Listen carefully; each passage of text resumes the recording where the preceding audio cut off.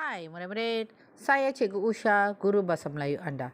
Tajuk kita pada hari ini ialah Trio Kesatria, muka surat 67. Pembelajaran pada hari ini iaitu 2.2.3 membaca dan memahami ayat yang mengandungi perkataan berimbuhan dalam bahan bacaan prosa dan puisi dengan sebutan yang betul.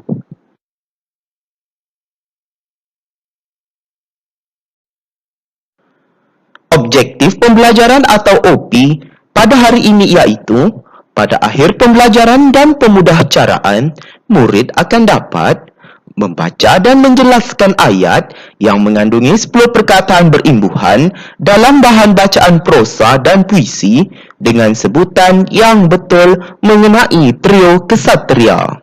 Kedua, membina dan menulis 5 jawapan pemahaman secara kritis dan kreatif dengan betul berdasarkan teks petikan trio kesatria.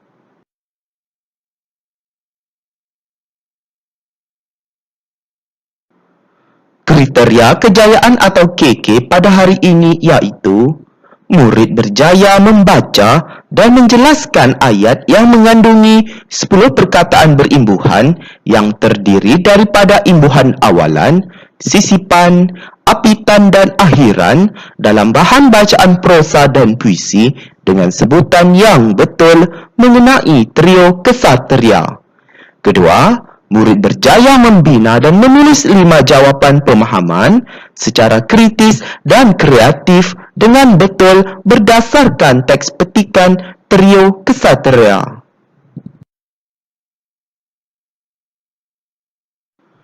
Pernahkah murid-murid menyertai aktiviti atau pertandingan secara berkumpulan? Bagus! Tentunya ada dalam kalangan murid yang pernah menyertai sebarang aktiviti ataupun pertandingan yang dilakukan secara berkumpulan. Contohnya, berdasarkan gambar yang kamu lihat ini, di sebelah kiri itu menunjukkan permainan ataupun pertandingan menimang bola raga. Ia dilakukan secara dalam kumpulan iaitu terdiri daripada 4 orang ahli. Apapun, ia boleh dimainkan secara 2 orang atau seorang maupun 3 orang atau lebih daripada 3 orang. Contoh yang lain di situ, acara tarik upih pinang. Acara tarik upih pinang ini dilakukan oleh 2 orang iaitu seorang yang menarik upih pinang dan seorang lagi duduk di atas upih pinang. Sesiapa yang menarik upih pinang itu dengan pantas, pastinya dinobatkan sebagai pemenang. Pasti ada murid-murid yang pernah menyertai selain daripada aktiviti ini. Diharapkan murid-murid dapatlah melibatkan secara aktif dalam sebarang aktiviti ataupun pertandingan yang diadakan oleh pihak sekolah.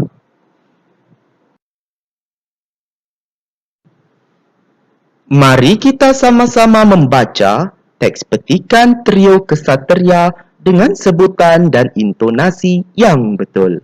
Baiklah murid-murid, sekarang marilah kita membaca teks petikan cerita ini dengan sebutan dan intonasi yang betul bersama-sama dengan cikgu. Perlumbaan formula perpaduan telah menarik minat Amar dan rakan-rakannya. Dia, Jega dan Wei Chuan bersepakat untuk menyertai perlumbaan tersebut. Mereka telah mendaftarkan diri sebagai peserta dan membentuk kumpulan yang diberi nama Trio Kesatria. Mereka berharap agar penyertaan mereka dalam perlumbaan tersebut tidak sia-sia. Sebelum perlumbaan bermula, taklimat tentang tata cara pertandingan diberikan. Dalam pertandingan tersebut, setiap kumpulan dikehendaki menuju ke 3 buah stesen. Di setiap stesen, ada aktiviti mencabar yang perlu dilaksanakan. Kumpulan yang berjaya melaksanakan ketiga-tiga cabaran dalam masa yang paling pantas akan diisytiharkan sebagai juara. Saat yang ditunggu-tunggu pun tiba. Gong dipalu sebagai tanda acara bermula dengan rasminya. Semangat kumpulan trio kesatria begitu membara. Dari satu stesen ke satu stesen, cabaran dihadapi bersama-sama. Amar, Jega dan Wei Chuan menunjukkan semangat perpaduan yang tinggi. Mereka berpadu tenaga dan bersatu hati untuk menghadapi setiap cabaran. Perbezaan bangsa dan budaya tidak menjadi penghalang kepada mereka. Akhirnya, kumpulan mereka berjaya menjadi juara dan mendapat tepukan yang gemuruh daripada penonton. Baiklah murid-murid, kita sudah pun membaca teks petikan cerita trio kesatria ini dengan sebutan dan intonasi yang betul. Oleh itu, dapatlah kita fahami bahawa Amar dan rakan-rakannya iaitu Jega dan Wei Chuan telah menyertai perlumbaan formula perpaduan. Mereka telah memberikan nama kumpulannya iaitu Trio Kesatria.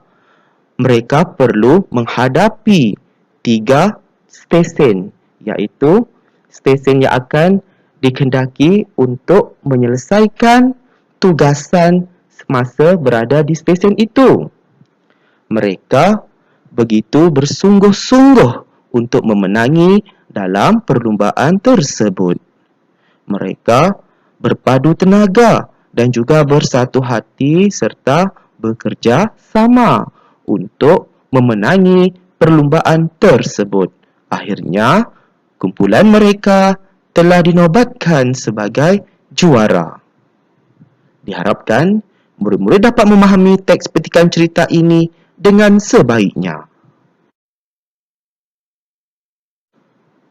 Mari kita sama-sama melafazkan ketiga-tiga rangkap pantun ini. Kemudian jelaskan maksud pantun ini. Baiklah murid-murid, kita akan melafazkan 3 rangkap pantun ini dengan sebutan dan intonasi yang betul. Baiklah murid-murid, sebelum kita melafazkan pantun ini, murid-murid perlu faham dan perlu tahu tentang barisan rangkap dalam setiap pantun tersebut. Di sini cikgu sudah gariskan barisan yang pertama dan yang kedua itu, kalau murid lihat, ada garisan yang berwarna hitam. Barisan yang digariskan dengan garisan yang berwarna hitam itu dikenali sebagai pembayang. Dan garisan yang berwarna merah pula itu sebagai maksud pantun. Baiklah murid-murid, mari ikut cikgu untuk melafazkan pantun ini dengan sebutan dan intonasi yang betul. Cabaran pertama. Ulam pegaga di dalam raga, dibawa orang ke Kuala Sedeli. Bola raga ditimang bertiga, jangan kurang 20 kali. Cabaran kedua. Bunga anggerik, bunga berduri, bunga kertas, pilihan dara. Upih ditarik sambil berlari. Siapa pantas, dialah juara. Cabaran ketiga. Usah diburu kerbau betina, takut-takut tak sempat lari. Mari tiru kaligrafi Cina, cuba ikut contoh diberi. Baiklah murid-murid, sekarang kita akan menjelaskan maksud pantun ini. Jangan risau, cikgu sudah pun membantu murid-murid untuk memahami ketiga-tiga rangkap pantun ini.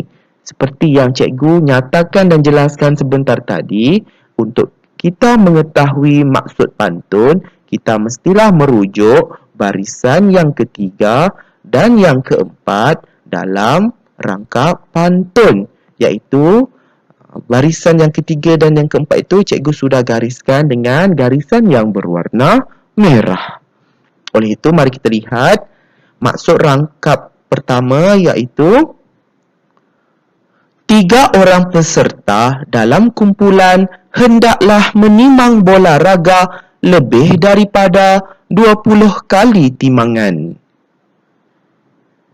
Seterusnya kita lihat maksud pantun rangkap yang kedua pula, iaitu setiap kumpulan perlu menarik upih sambil berlari dengan cepat untuk dinobatkan sebagai juara.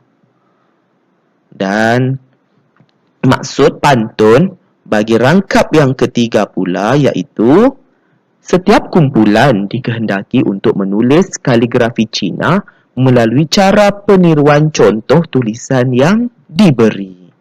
Diharapkan murid-murid dapatlah memahami maksud ketiga-tiga rangkap pantun ini dengan sebaiknya.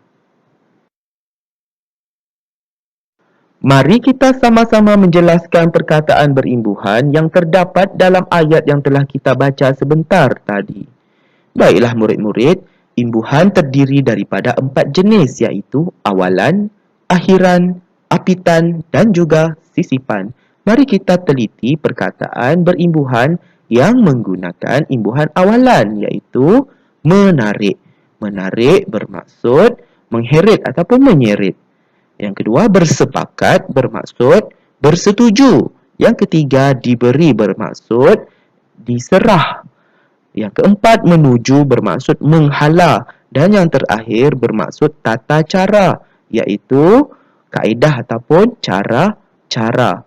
Dan murid-murid dapat lihat di sini, cikgu sudah warnakan imbuhan awalan ini dengan warna merah.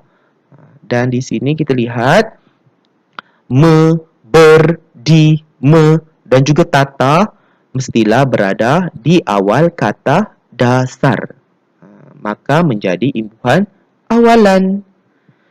Seterusnya kita lihat perkataan berimbuhan yang menggunakan imbuhan akhiran, iaitu kumpulan bermaksud kelompok ataupun pasukan. Dan kita lihat tepukan.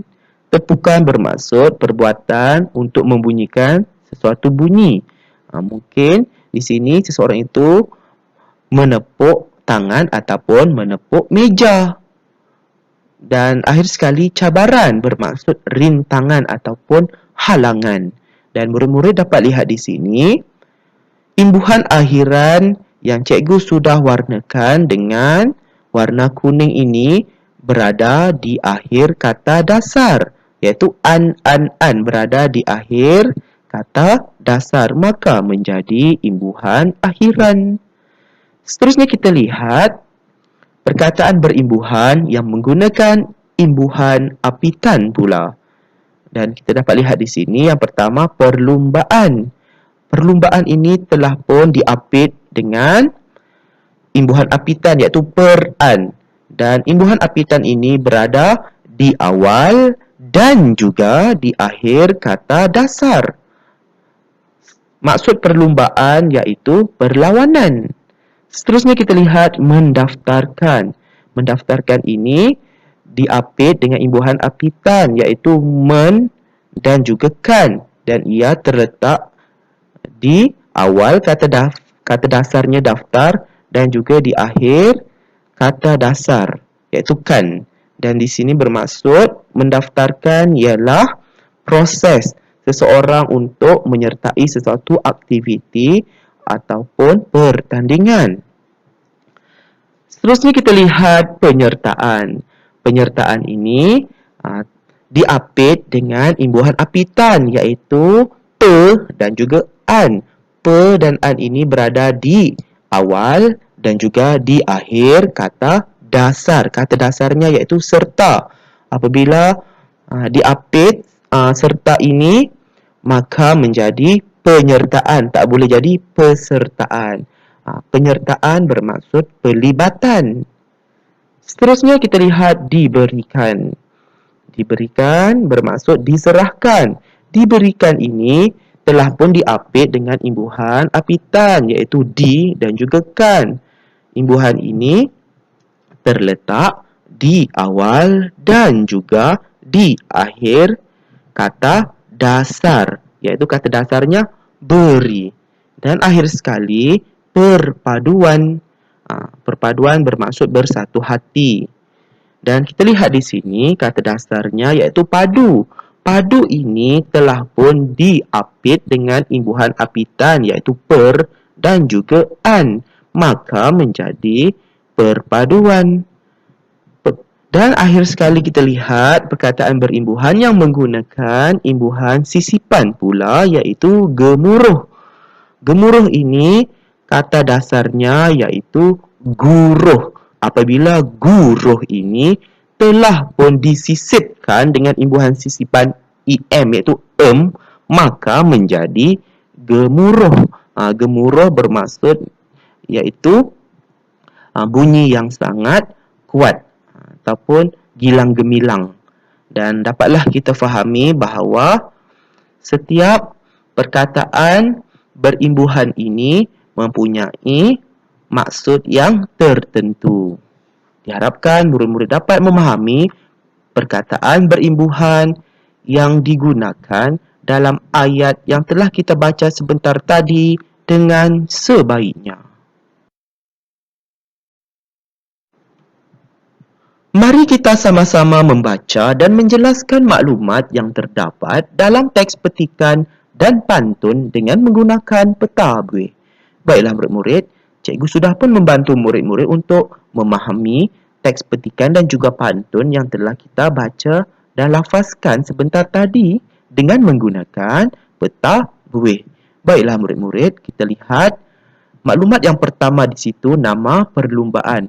Inilah nama perlumbaan yang disertai oleh Amar dan juga rakan-rakannya iaitu perlumbaan formula perpaduan. Seterusnya kita lihat maklumat kedua, aliran stesen. Aliran stesen ini bermaksud Amar dan juga rakan-rakannya perlu pergi ke setiap stesen yang dinamakan sebagai cabaran pertama, cabaran kedua dan cabaran ketiga. Seterusnya kita lihat nama bagi aktiviti yang terdapat dalam setiap cabaran tadi, iaitu pertama, cabaran pertama ini Amar dan juga rakan-rakannya perlu menimang bola raga. Selepas mereka menimang bola raga, mereka perlu menghala ataupun menuju ke aktiviti yang seterusnya iaitu stesen yang kedua. Stesen yang kedua, murid-murid tersebut perlu menarik upih pinang. Amar dan juga rakan-rakannya perlu menarik upih pinang. Dan yang ketiga, aktiviti dan cabaran yang disertai oleh mereka iaitu menulis kaligrafi Cina. Seterusnya kita lihat cara menentukan juara bagi pertandingan perlumbaan formula perpaduan ini iaitu kesemua ahli ataupun setiap kumpulan perlu melaksanakan semua cabaran iaitu ketiga cabaran tadilah dengan pantas. Seterusnya kita lihat faktor kejayaan bagi kumpulan trio kesatria ini iaitu kerjasama dan juga bersemangat wajar. Dan mungkin ada faktor-faktor lain iaitu mereka bersungguh-sungguh, tidak putus asa, saling membantu, apa-apa sajalah yang sesuai. Dan di sinilah kita dapat memahami maklumat yang penting berdasarkan teks petikan cerita trio kesatria tadi dan juga pantun yang telah kita lafazkan sebentar tadi. Diharapkan murid-murid dapatlah memahami maklumat ini dengan sebaiknya untuk menjawab soalan pemahaman sebentar lagi.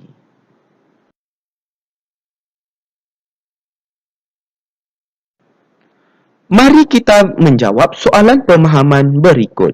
Rujuklah peta buih yang telah kita bincangkan dalam slide aktiviti 2 tadi. tuliskan soalan dan jawapan dalam buku pemahaman. Maksudnya, murid-murid dikehendaki untuk menjawab soalan pemahaman ini. Dan murid-murid dapatlah merujuk peta buih yang telah kita bincangkan sebentar tadi dalam slide aktiviti 2 ini. Dan diharapkan murid-murid dapat menjawab soalan ini dengan sebaiknya. Selamat berjaya ya murid-murid.